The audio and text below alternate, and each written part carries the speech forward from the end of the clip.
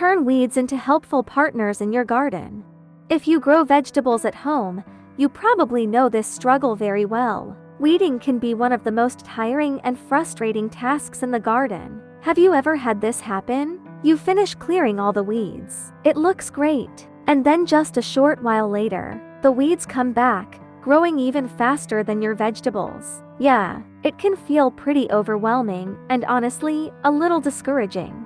But today, I'm not here to complain about weeds. And I'm definitely not here to tell you that you should weed more often or work harder. Instead, I want to share a method with you, a way to turn weeds into helpers in your garden, so they can actually save you time and effort instead of creating more work. On this channel, we share practical tips and tricks for growing vegetables and building your own home garden. If you also love the joy of growing your own food and connecting with nature, make sure to subscribe and tap the little bell so you won't miss any of our new videos. Alright, let's jump right into today's topic. Understanding garden zones. Before we go further, let me explain a basic concept how different areas of your garden are defined.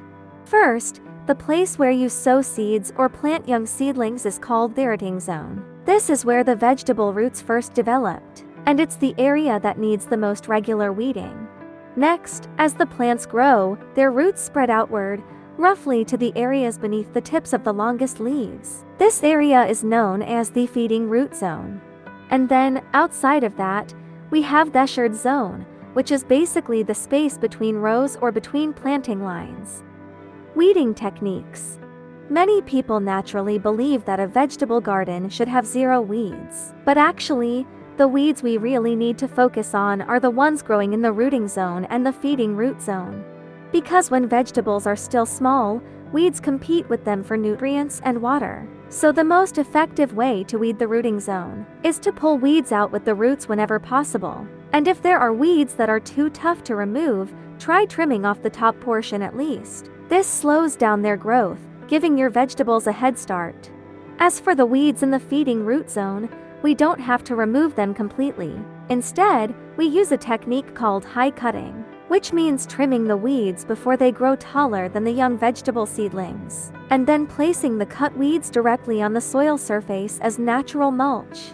By managing weeds this way, the trimmed weeds sitting on the soil surface act like a natural mulch layer. This helps reduce weed growth inside the feeding root zone and protects the soil at the same time. After your vegetables grow for a while, the weeds in that feeding zone will naturally dry out and become sparse. And this is where the weeds in the shared zone actually become useful. At this stage, you can trim the weeds in the shared zone, while leaving about 5 to 10 centimeters of the stems. By doing this, the weeds can continue protecting the soil and reducing how often you need to weed again. The reason we leave the roots in place is important. If you pull the weeds out completely, they'll take much longer to grow back to a size where they can be used as mulches again. By following these simple steps, weeds stop being a problem and actually become a helpful part of your garden system. They can reduce the frequency of weeding, protect the soil, and help your vegetables grow healthier. In a home garden, the goal isn't to remove every weed. It's to manage weeds wisely, so you spend less time fighting them and more time enjoying your garden. And once you start thinking of weeds as garden partners rather than enemies, your gardening experience becomes a whole lot easier and much more enjoyable. That's all for today. Thank you for watching. If you found this video helpful, please like and subscribe to share the joy of planting with us. See you in the garden.